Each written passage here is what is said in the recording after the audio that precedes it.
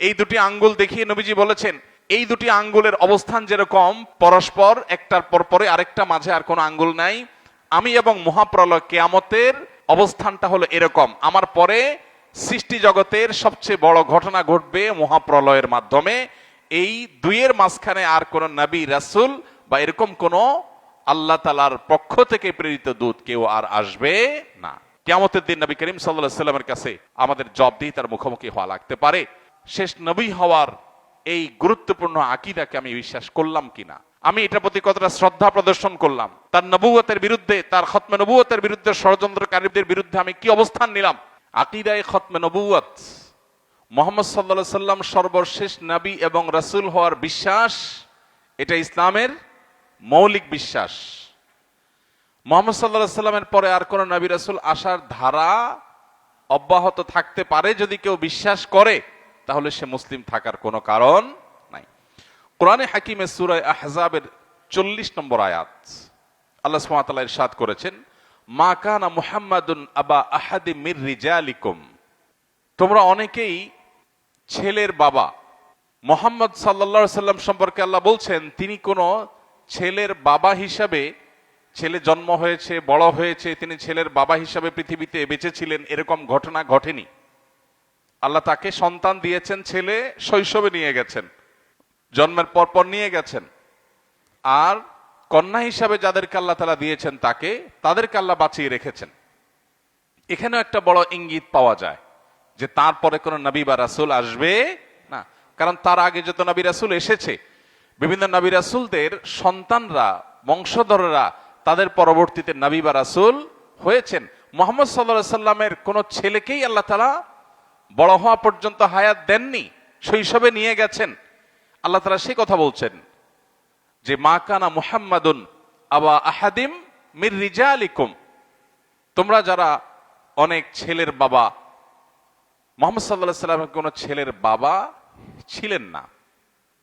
ওয়ালাকিন রাসূলুল্লাহি ওয়া খাতামান নবিয়্যিন, তবে মুহাম্মদ সাল্লাল্লাহু আলাইহি সাল্লাম আল্লাহর রাসূল এবং সকল নবীদের মধ্যে সর্বশেষ নবী। এই যে আয়াত ওয়া খাতামান নবিয়্যিন, এই আয়াতকে দুই ভাবে পড়া যায়।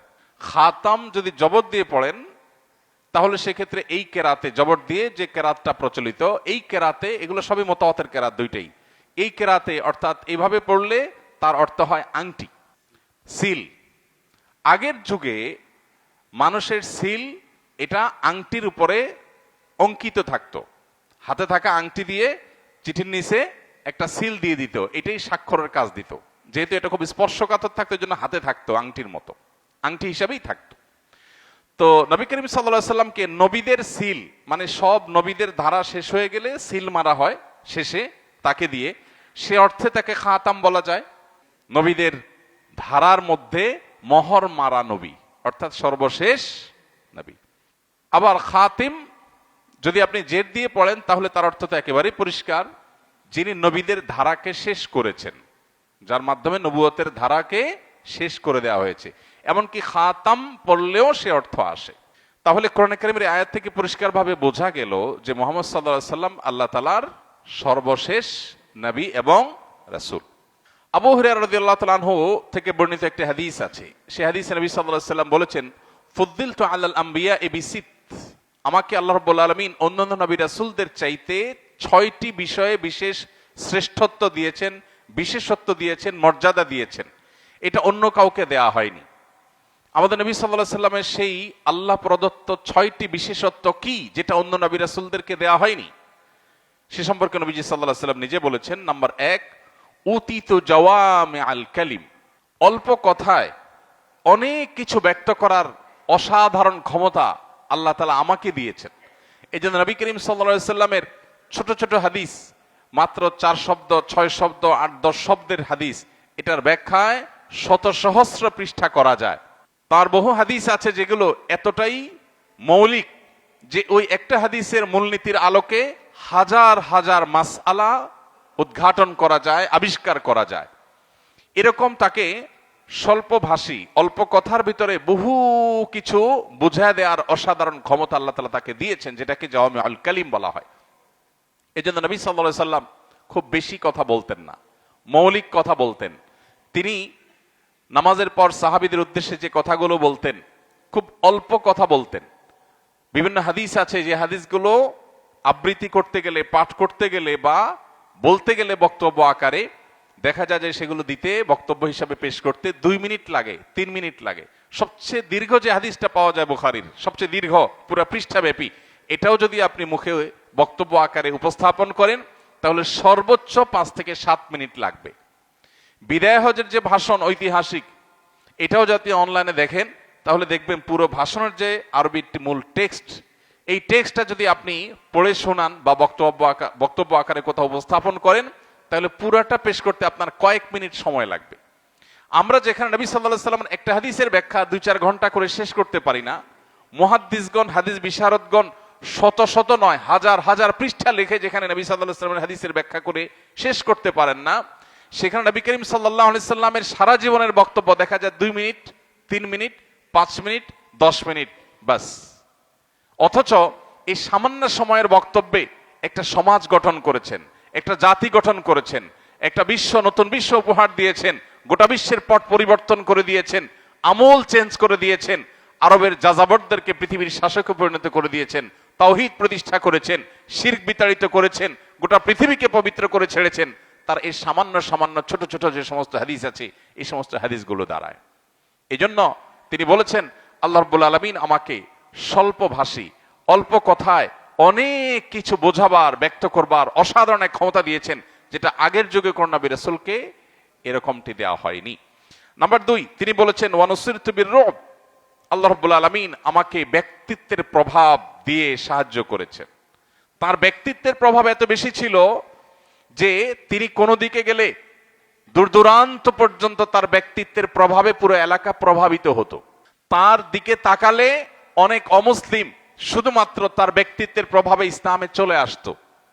আল্লাহ রাব্বুল আলামিন তাকে এরকম অলৌকিক এক অসাধারণ ব্যক্তিত্ব দিয়েছেন, যেটা সাধারণত অন্য কাউকে, কোন নবী রাসূলকে দেয়া হয়নি।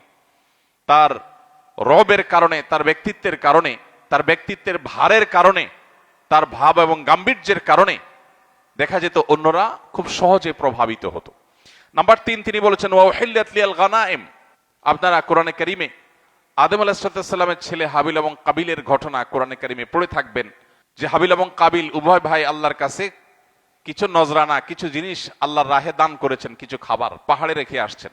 আগের যুগের নবী রাসূলদের জন্য বিধান ছিল আল্লাহর রাস্তায় কিছু দান করলে সেগুলো রেখে আসবে পাহাড়ে, আল্লাহর পক্ষ থেকে এসে আগুন এসে সেগুলোকে ভস্ম করে দিবে।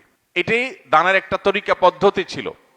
এবং অনেক সম্পদ যেগুলো আল্লাহর রাহে দান করা হতো কিংবা যুদ্ধলব্ধ সম্পদ, এগুলো ভোগ করবার অনুমোদন বিভিন্ন নবী রাসূলদের আমলে বা তাদের শরীয়তে ছিল না। নবী সাল্লাল্লাহু আলাইহি ওয়াসাল্লাম বলেছেন এগুলো ভোগ করার সুযোগ আল্লাহ আমাদেরকে দিয়েছেন। আমরা যুদ্ধলব্ধ সম্পদও ভোগ করতে পারি, তার বন্টন নীতি কোরআনে দেওয়া আছে। আবার আল্লাহর রাস্তায় কোনো কিছু দান করলে সেটা আল্লাহর পক্ষ থেকে গরিবদেরকে দান করার এবং ভালো ভালো খাতে দান করার নির্দেশনা আল্লাহ দিয়েছেন। অর্থাৎ এই গনিমত, এটা ভোগ করবার সুযোগ আমার উম্মতকে দেয়া হয়েছে, আগের যুগে নবী রাসূলদের মধ্যে এটা ছিল না। এরপর 4 নম্বর হলো ওয়াজুইলাত লি আল আরদু তাহুরা ওয়া মাসজিদা। আমার জন্য গোটা পৃথিবীর সকল ভূখণ্ডকে পবিত্র করা হয়েছে, যে কোনো জায়গায়, যে কোনো মাটিতে আমি নামাজ পড়তে পারি, তায়াম্মুম করতে পারি। এই সুযোগ আল্লাহ তাআলা আমার উম্মতকে দিয়েছেন, যেটা পূর্বের যুগের নবী রাসূলদের জন্য এতটা ব্যাপক সুযোগ বা সুবিধা আল্লাহর দেওয়া শরীয়তে ছিল না। এরপর 5 নম্বর হলো তিনি বলেছেন ওয়া উরসিলতু ইলাল খালকি কাফা, আমাকে গোটা সৃষ্টি জগতের সবার কাছে নবী রাসূল করে পাঠানো হয়েছে। তার আগে যত নবী রাসূল এসেছেন, কেউ কোনো বিশেষ অঞ্চলের জন্য, কোনো দেশের জন্য, কোনো ভূখণ্ডের জন্য, কোনো ভাষাভাষীর জন্য নবী এবং রাসূল হিসাবে এসেছেন। আর মুহাম্মদ সাল্লাল্লাহু আলাইহি সাল্লামকে আল্লাহ তাআলা পাঠিয়েছেন, কোরআনে আল্লাহ তাআলা বলেছেন তাকে পাঠিয়েছেন কাফাতুন নাস, সকল মানুষের কাছে, শুধু মানুষ নয়, জিন জাতির কাছে, গোটা সৃষ্টি জগতের সকলের কাছে নবী এবং রাসূল করে আল্লাহ তাকে পাঠিয়েছেন। এবং সর্বশেষ 6 নম্বর আমাদের আজকের টপিকের সাথে সংশ্লিষ্ট, সেটি হলো তিনি বলেছেন ওয়া খুতিমা বি আন-নাবিয়্যুন, আমাকে দিয়ে নবীদের ধারাকে শেষ করে দেওয়া হয়েছে, পরিসমাপ্ত করা হয়েছে। আগের যুগের নবী রাসূলরা সবাই তাদের পরে কোন নবী আসবেন, রাসূল আসবেন, সেই সুসংবাদ দিয়ে যেতেন, কিন্তু মুহাম্মদ সাল্লাল্লাহু আলাইহি সাল্লামের পরে আর কোন নবী রাসূল আসবে না, তাকে দিয়ে পরিসমাপ্তি ঘটিয়েছেন। এটা ছিল তার বিশেষ মর্যাদা। প্রিয় ভাইরা আমার, এই হাদিসটি সহিহ ইবনে হিব্বানে, সহিহ মুসলিমে বর্ণিত হয়েছে। এই হাদিসের আলোকে দিনের একেবারে আলোর মতো পরিষ্কার হয়ে যায় যে মুহাম্মদ সাল্লাল্লাহু আলাইহি সাল্লাম সর্বশেষ নবী এবং রাসূল। প্রিয় ভাইরা আমার, নবী করিম সাল্লাল্লাহু আলাইহি সাল্লামের আরেকটি হাদিস আছে, তিনি বলেছেন, আমার এবং আগের যুগের নবী রাসূলদের উপমা হলো একটি ভবনের মতো, যেই ভবনটা খুব চমৎকার করে নির্মাণ করা হয়েছে, প্রতিটা ইট খুব সুন্দরভাবে স্থাপন করা হয়েছে, ভবনটা কমপ্লিট হয়েছে, কিন্তু ভবনের উপরে একটা জায়গায় একটা ইটের জায়গা ফাঁকা আছে। দর্শনার্থীরা দেখে অভিভূত হয়ে যাচ্ছে যে গোটা ভবনটা অত্যন্ত চমৎকার, কিন্তু ভবনের একটা ইট এখনো রাখা হয়নি, অপূর্ণাঙ্গ জায়গাটা খালি আছে। নবী সাল্লাল্লাহু আলাইহি সাল্লাম এই হাদিসের পরে বলছেন যে আমি হলাম আল্লাহ তাআলার সেই রাসূল, যার মাধ্যমে নবুয়ত এবং রিসালতের যে ভবন আল্লাহ তাআলা আদম আলাইহিস সালাম থেকে নির্মাণ করা শুরু করেছেন, সেটা চূড়ান্ত হয়ে গেছে ঈসা আলাইহিস সালামের মাধ্যমে। একটা ইটের জায়গা বাকি ছিল, সেটা আল্লাহ তাআলা আমার মাধ্যমে পূরণ করলেন। প্রিয় ভাইরা আমার, এরকম হাদিস দুইটি চারটি নয়, ভুরি ভুরি হাদিস রয়েছে, যে হাদিসগুলো পরিষ্কারভাবে প্রমাণ করে যে মুহাম্মদ সাল্লাল্লাহু আলাইহি সাল্লাম আল্লাহ তাআলার শেষ নবী এবং রাসূল। তিনি বলেছেন, বুইসতু আনা ওয়াস-সাআতু কাহাতাইন। এই দুটি আঙ্গুল দেখিয়ে নবীজি বলেছেন, এই দুটি আঙ্গুলের অবস্থান যেরকম পরস্পর একটার পর পরে আরেকটা, মাঝে আর কোনো আঙ্গুল নাই, আমি এবং মহাপ্রলয় কিয়ামতের অবস্থানটা হলো এরকম। আমার পরে সৃষ্টি জগতের সবচেয়ে বড় ঘটনা ঘটবে মহাপ্রলয়ের মাধ্যমে। এই দুইয়ের মাঝখানে আর কোন নবী রাসূল বা এরকম কোন আল্লাহ তাআলার পক্ষ থেকে প্রেরিত দূত কেউ আর আসবে না।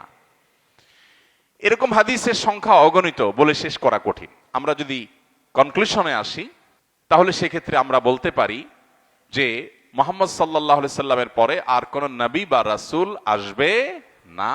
এটি কোরআন এবং হাদিসের আলোকে সুপ্রমাণিত। গোটা পৃথিবীর ওলামায়ে কেরামের মধ্যে অনেক বিষয়ে মত পার্থক্য আছে। নামাজে কি বুকে হাত বাঁধবেন না নাভির নিচে বাঁধবেন, ইমামের পেছনে সূরা ফাতিহা পড়বেন নাকি পড়বেন না, আমিন জোরে বলবেন নাকি আস্তে বলবেন। চার মাযহাবের বিভিন্ন বিষয়ে মত পার্থক্য আছে। চার মাযহাবের বাইরেও আরো বিভিন্ন রকমের মতামত আছে, কিন্তু এই বিষয়ে পৃথিবীর পূর্ব থেকে পশ্চিম, উত্তর থেকে দক্ষিণ কোন উলামায়ে আহলুস সুন্নাহর কারোর কোনো ভিন্ন মত নেই যে মুহাম্মদ সাল্লাল্লাহু আলাইহি সাল্লামের পরে আর কোন নবী বা রাসূল আসবে না। খোদ নবী করিম সাল্লাল্লাহু আলাইহি সাল্লামের জীবদ্দশায় ইয়েমেনে এক মিথ্যুক নিজেকে নবী বা রাসূল হিসাবে দাবি করেছে, তার নাম হলো আসওয়াদ আল আনাসি।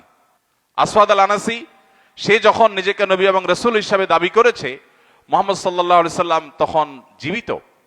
তিনি তখন ইয়েমেনে থাকা মুসলমানদেরকে নির্দেশ করেছেন যে এই মিথ্যাবাদী যে মানুষকে প্রতারিত করছে, তার বিরুদ্ধে যুদ্ধের জন্য প্রস্তুত হও, এবং মুসলমানরা প্রস্তুতি নিয়েছেন। পরবর্তীতে আল্লাহর আজীব এবং অদ্ভুত ফয়সালা তার নিজের স্ত্রীর হাতে সে শেষ হয়েছে, এবং তাকে আল্লাহ রাব্বুল আলামিন মুসলমানদের আর কষ্ট করতে হয় নাই, তাকে এমনি আল্লাহ তাআলা বধ করেছেন। এরপর নবী করিম সাল্লাল্লাহু আলাইহি সাল্লামের দুনিয়া থেকে বিদায়ের পরপরই শুরু হলো মুসাইলামা আল কাজ্জাবের ফিতনা। মুসাইলামা নামে এক লোক, সেও নিজেকে নবী রাসূল দাবি করেছে। এরপর আবু বকর সিদ্দিক রাদিয়াল্লাহু তাআলা আনহুর শাসন আমলে সিনিয়র সাহাবীরা পরামর্শ করলেন কি করা যায়। দিন দিন তার ফিতনাটা প্রকট আকার ধারণ করছিল। সাহাবায়ে কেরাম তার বিরুদ্ধে যুদ্ধে শামিল হলেন। সে 40,000 মানুষ নিয়ে মুসলমানদের বিরুদ্ধে যুদ্ধে উপনীত হলো, এবং মুসলমানরা তাকেও বধ করলেন এবং শেষ করলেন।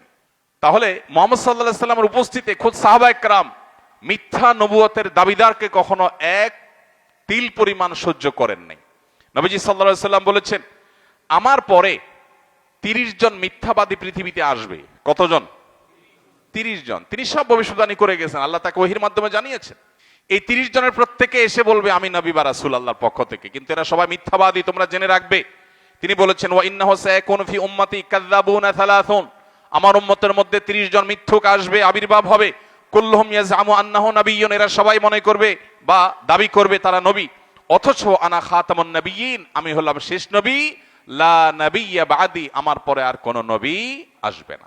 ভাইরা আমার, আমাদের পার্শ্ববর্তী দেশ ভারতের গুরুদাসপুর জেলার কাদিয়ান নামক গ্রামে ইংরেজ শাসন আমলে গোলাম আহমদ নামে এক লোক নিজেকে বিভিন্ন সময় নবী, রাসূল, মাসিহ মাউদ বা প্রতিশ্রুত মাসিহ এরকম বিভিন্ন নামে নিজেকে দাবি করেছে।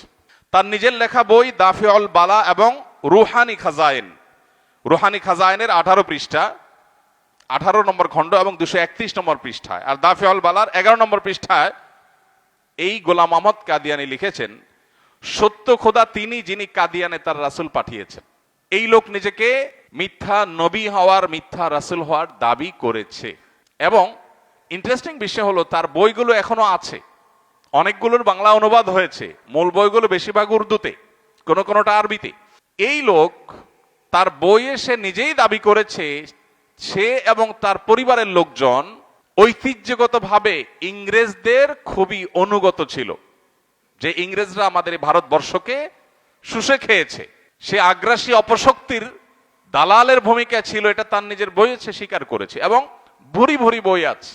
এই বিষয়গুলো আমাদের জানা দরকার। আমরা অনেকে মনে করি যে ভাই এসব ঝামেলা করার দরকার কি, সে নিজেকে মুসলমান দাবি করতেছে, আল্লাহর খাতা সে যদি মুসলমান না হয় তাহলে আল্লাহ তাকে শাস্তি দিবেন কিয়ামতে, আমাদের ঝামেলা করার দরকারটা কি? আমরা অনেকে এরকম ইনোসেন্ট কথাবার্তা বলি, মানে বাহ্যিক দৃষ্টিতে মনে হয় ইনোসেন্ট কথাবার্তা বলি। দেখুন, মুহাম্মদ সাল্লাল্লাহু আলাইহি সাল্লামের সময় মক্কা ইহুদিরা বসবাস করেছে, তারা তো মুসলমান ছিল না। মুসলমান ছিল? নবী সাল্লাল্লাহু আলাইহি সাল্লাম তাদের সাথে শান্তিপূর্ণ সহাবস্থানের জন্য ঐতিহাসিক মদিনা সনদ চুক্তি করেছেন না করেন নাই? নবী সাল্লাল্লাহু আলাইহি সাল্লাম যখন মক্কা বিজয় করেছেন তখনও অমুসলিমদের সাথে তার চুক্তি ছিল কি ছিল না? বসবাস করেছে কি করে নাই? সব মানুষকে, একটা দেশের সব মানুষকে মুসলমান হয়ে যেতে হবে, না হলে কাউকে বাঁচতে দেওয়া হবে না, থাকতে দেওয়া হবে না, এইরকম কথা নবী সাল্লাল্লাহু আলাইহি সাল্লাম বলেন নাই। তাদেরও বাঁচার এবং থাকার অধিকার তিনি দিয়েছেন এবং তাদের ধর্ম পালনের রাইটও তাদেরকে দিয়েছে। হ্যাঁ, আল্লাহর কাছে ধরা খাবা, তবে জীবদ্দশা পৃথিবীতে বসবাস করতে হলে, মুসলিম রাষ্ট্রের অধীনে থাকতে হলে তুমি অবশ্যই ট্যাক্স দিতে হবে, যেহেতু তোমাকে আমি নিরাপত্তা দিব, তোমার দায় দায়িত্ব নিব, সেটা তোমাকে বহন করতে হবে। কিন্তু সেই রাসূল সাল্লাল্লাহু আলাইহি ওয়াসাল্লাম যখন মিথ্যা নবুয়তের দাবি করেছে তখন কিন্তু তার বিরুদ্ধে যুদ্ধের ঘোষণা করেছেন। কারণটা খুবই পরিষ্কার। আপনি খুব নামকরা একটা জুতার ব্র্যান্ড XYZ, যে কোনো নাম, পরিচিত অনেকগুলো ব্র্যান্ড আছেন আমাদের কাছে বেশ নামকরা, আপনি নতুন একটা জুতার ব্র্যান্ড খুলেছেন, নতুন, আপনি একটা ব্যবসা স্টার্ট করার যে প্রক্রিয়া আছে, রাষ্ট্রের নীতি আছে, সেই নিয়ম নীতি অনুযায়ী আপনি একটা নতুন ব্র্যান্ড খুলেছেন, আপনাকে কেউ বাধা দিবে? কেউ দিবে না। কিন্তু একটা পুরাতন ব্র্যান্ড, প্রতিষ্ঠিত একটা ব্র্যান্ড, ওই ব্র্যান্ডের নামে যদি আপনি একটা নকল আরেকটা ব্র্যান্ড খোলেন, নাম আছে একটা, আকারিকার রস্যকার একটু পরিবর্তন করে একটা নকল বাইর করলেন, আছে না নাই? মার্কেটে আছে না এরকম? এই নকলের বিরুদ্ধে অ্যাকশনে যাওয়া হবে কি হবে না? বা একই বানান, একই জিনিস আসলে আসল না, নকল, এই জিনিসটা কি আইনত অপরাধ নাকি অপরাধ না? নতুন ব্র্যান্ড খোলেন, সেটা নিয়ে কোনো অসুবিধা নাই, কিন্তু আপনি কোন ব্র্যান্ডের নকল করবেন, এটা কোন অবস্থাতে গ্রহণযোগ্য হবে না। আমাদের প্রশাসন অনেক ভাইরা বোঝার চেষ্টা করেন না বিষয়টা। আপনার নাম, আপনার পদবি, আপনার ডেজিগনেশন, এটা ব্যবহার করে যদি কেউ একটা ভিজিটিং কার্ড বানায় বা তার অফিসের সামনে একটা নেম প্লেট লাগায়, আসলে এটা ওই ব্যক্তির না, আপনার এলাকার সংসদ সদস্য সাহেবের নামে অথবা কোনো একজন সরকারি পদস্থ কর্মকর্তার নামে এরকম একটা কার্ড তৈরি করলো, এই জিনিসটা কি অপরাধ নাকি অপরাধ না? যেই লোকটা ইসলামের মৌলিক বিশ্বাসের সাথে, যার ভিন্ন মত আছে বা মৌলিক বিশ্বাসকে অস্বীকার করে, এরপরে যদি সে নিজেকে মুসলমান দাবি করে, এটা কি অপরাধ নাকি অপরাধ না? প্রিয় ভাইরা আমার, এই কমন এবং খুবই সাধারণ একটি বিষয়, এটিকে আমরা অনেকে বোঝার চেষ্টা করি না। আর এই জন্য কাদিয়ানীদেরকে পৃথিবীর অনেক মুসলিম কান্ট্রিতে সরকারিভাবে, রাষ্ট্রীয়ভাবে অমুসলিম ঘোষণা করা হয়েছে। তারা কাফের, তারা অমুসলিম, তারা একটা ভিন্ন ধর্মের আইডেন্টিটি নিয়ে তারা সমাজে প্রতিষ্ঠিত হতে পারে। ইসলামী রাষ্ট্র থাকলে অবশ্যই সেই সুযোগও থাকবে না, কিন্তু আপনি তাদেরকে মুসলিমের নাম ব্যবহার করে বসবাস করতে দিচ্ছেন, এতে সাধারণ মুসলমানরা বিভ্রান্ত হচ্ছে কি হচ্ছে না? অথচ তাদেরকে কাফের হওয়ার, তারা অমুসলিম হওয়ার এই সরকারি ঘোষণা এটা না আসার কারণে তারা মুসলমানদের মধ্যে মিশে যাচ্ছে এবং মুসলমানদের মধ্যে বিভ্রান্তি তৈরি করছে। প্রিয় ভাইরা আমার, খুবই দুর্ভাগ্যজনক একটি বাস্তবতা হলো আমাদের সমাজে এই ধরনের বিভ্রান্তি শুধু তারাই তৈরি করছে না, খ্রিস্টান মিশনারি গুলো এক ধরনের বিভ্রান্তি তৈরি করছে। কাদিয়ানি ধর্মের প্রতি আহ্বান করে বলা হচ্ছে এটা আহমদি মুসলিম জামাত। কি বলা হচ্ছে? আহমদি মুসলিম জামাত। মুহাম্মদ সাল্লাল্লাহু আলাইহি সাল্লামের আগে যত নবী রাসূল এসেছেন সবাই ভবিষ্যৎবাণী করে গেছেন, সুসংবাদ দিয়ে গেছেন যে আমার পরে অমুক নবী আর রাসূল আসবে। খোদ মুহাম্মদ সাল্লাল্লাহু আলাইহি সাল্লাম যে পৃথিবীতে আসবেন এটা 4500 বছর আগে, তার আগমনেরও কয়েক হাজার বছর আগে ইব্রাহিম আলাইহিস সালাম আল্লাহর কাছে দোয়া করে গেছেন, রব্বানা ওয়াবআস ফীহিম রাসূলাম মিনহুম, আল্লাহ আমার বংশধরদের মধ্যে একজন রাসূলকে পাঠান, এই এই কোয়ালিটির, এই এই যোগ্যতা সম্পন্ন, এই তার বেসিক কাজ থাকবে, সেটা আবার কোরআনে আল্লাহ উল্লেখ করেছেন। তার মানে একজন নবী রাসূল দুনিয়াতে আসার 4500 বছর আগে থেকেই তার ট্রায়াল আসবেন, যে সেটা সংবাদ দেওয়া শুরু হয়েছে। এভাবেই সমস্ত নবী রাসূল এসেছেন। মুহাম্মদ সাল্লাল্লাহু আলাইহি সাল্লামের হাজার হাজার হাদিস পুরো কোরআনের ভান্ডারে কোথাও আপনি পাবেন না যে মুহাম্মদ সাল্লাল্লাহু আলাইহি সাল্লাম বলে গেছেন যে আমার পরে অমুক আসবে, নাউজুবিল্লাহ, গোলাম আহমদ নামে, অমুক নামে, তমুক নামে, এরকম কোন কথা কোরআন হাদিসে কোথাও জাল হাদিসেও পাওয়া যায় না। সহিহ হাদিস তো পরের কথা। গোলাম আহমদের নামে যে আহমদী মুসলিম জামাত বলা হচ্ছে, এটা একটা প্রতারণা। মুসলিম বললে আমরা সাধারণ মুসলমানরা মনে করবো আচ্ছা আমরাই তো, ঠিক আছে। তো তুমি কাদিয়ানি বলো, সেটা না বলে বলা হচ্ছে কি আহমদী মুসলিম জামাত। এবং একই কাজ, একই প্রতারণা খ্রিস্টানরা করছে, খ্রিস্টান মিশনারি গুলো করছে। তারা নাম দেয় হলো ঈসাই মুসলিম। তারা বলে কি, বলে আপনি মুসলমানই তো থাকতেছেন, অসুবিধা নেই, আপনি ঈসা ইসলামে বিশ্বাস করেন না? হ্যাঁ বিশ্বাস করি, তো মুসলমান, বাস তাই তো। এই যে পানিতে একটু চুপ দেন, একটু ডুব দেওয়া হয়, হ্যাঁ, তারপরে বাইবেল ধরায় দেয়, দিয়া ঠিক আছে আপনি এখন ঈসাই মুসলিম। আপনারা কদিন আগে নিউজ দেখেছেন যে যশোরে পিকনিকের নামে অনেকগুলো সহজ সরল মানুষকে, গরিব দুঃখীদেরকে এরা টার্গেট করে। হিন্দুদের মধ্যেও গরিবদেরকে, মুসলমানদের মধ্যে গরিবদেরকে টার্গেট করে তাদেরকে তাদের ধর্মে দীক্ষিত করে এবং লোভ দেয়, টাকা দেয়, পয়সা দেয়, ট্যাব দিচ্ছে রীতিমতো।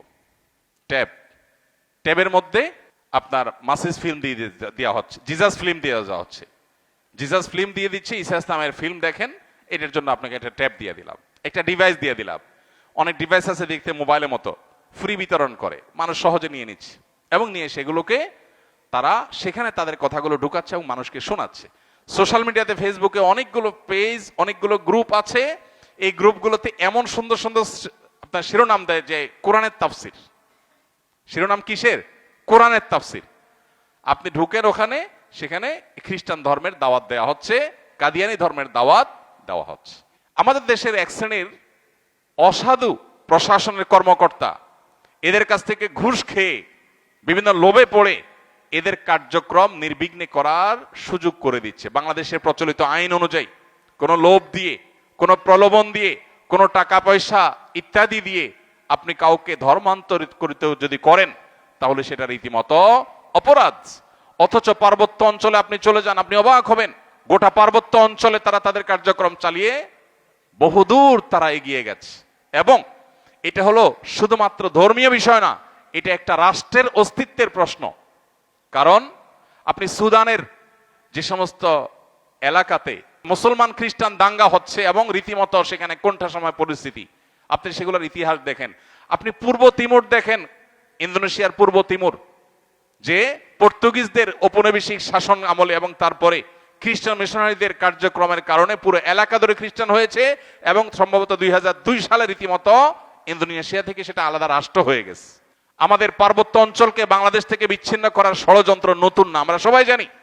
এটা সবচেয়ে বড় হাতিয়ার হলো সেখানকার মানুষদেরকে খ্রিস্টান বানিয়ে, গরিব দুঃখী মানুষদেরকে টাকা দিয়ে, পয়সা দিয়ে, গাড়ি বাড়ি, বিভিন্ন লোভ, চাকরি বাকরি দিয়ে তাদেরকে খ্রিস্টান বানিয়ে নিজেদের সৈনিক তৈরি করছে। কখনো হয়তো কোনো দাঙ্গা তৈরি করে বাংলাদেশ রাষ্ট্রের বিরুদ্ধে ষড়যন্ত্র করা হবে। আমি দীর্ঘদিন ঢাকার জোয়ারসারা এলাকায় লম্বা একটা সময় আমি বসবাস করেছি।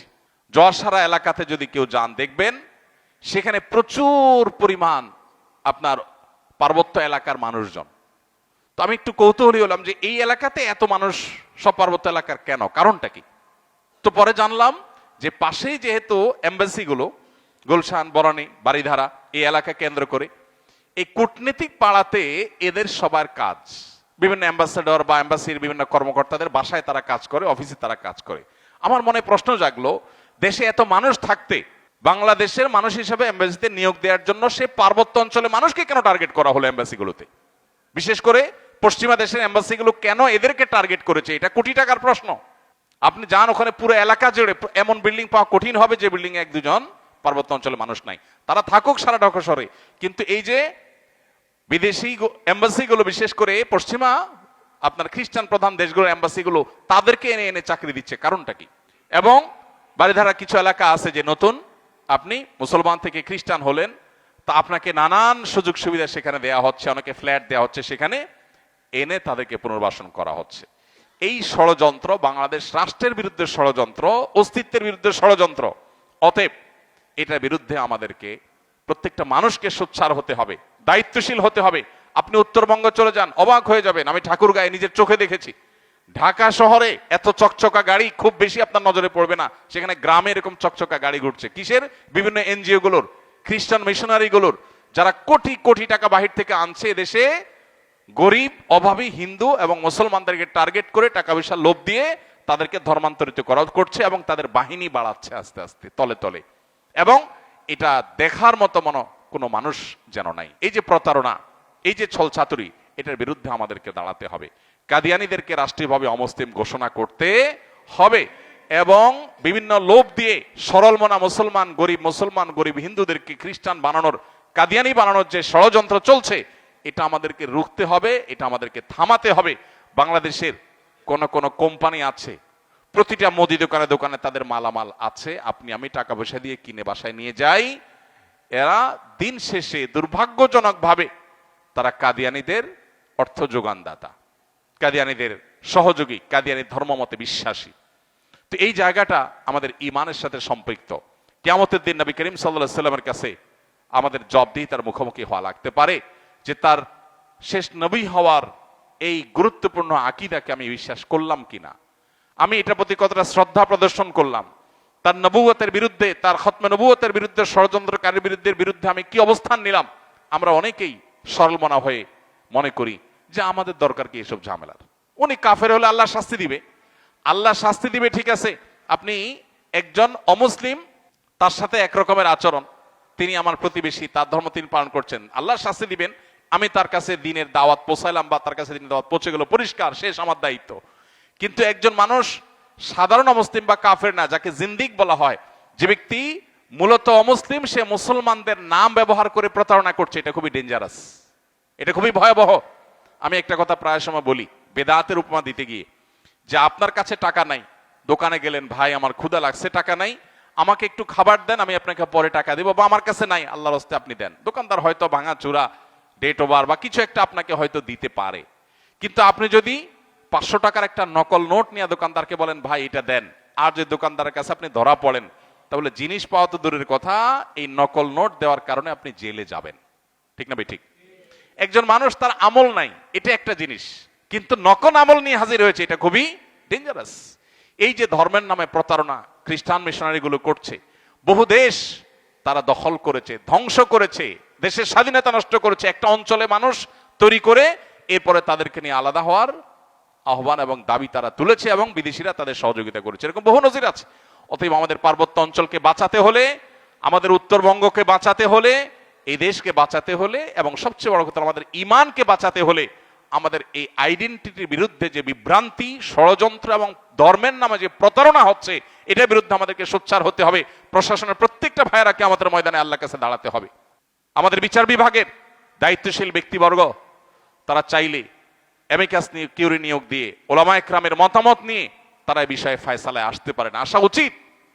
পৃথিবীর অনেক দেশে এসেছে, আমাদের সমস্যাটা কোথায়? দেখুন, কদিন আগে ফরিদপুরের একটা নিউজ বিভিন্ন গণমাধ্যমে উঠে এসেছে যে সাদা কাপড় পরে পরে এলাকায় ঘুরে এবং খ্রিস্টানরা তাদের ধর্মের দাওয়াত দিচ্ছে বিভিন্ন ছলচাতুরি এবং প্রতারণা করে। আপনি আপনার ধর্মের দাওয়াত দিচ্ছেন প্রকাশ্যে, খুল্লম খোলা, ভাই আমি খ্রিস্টান ধর্মের দাওয়াত দিচ্ছি, এটা এক জিনিস।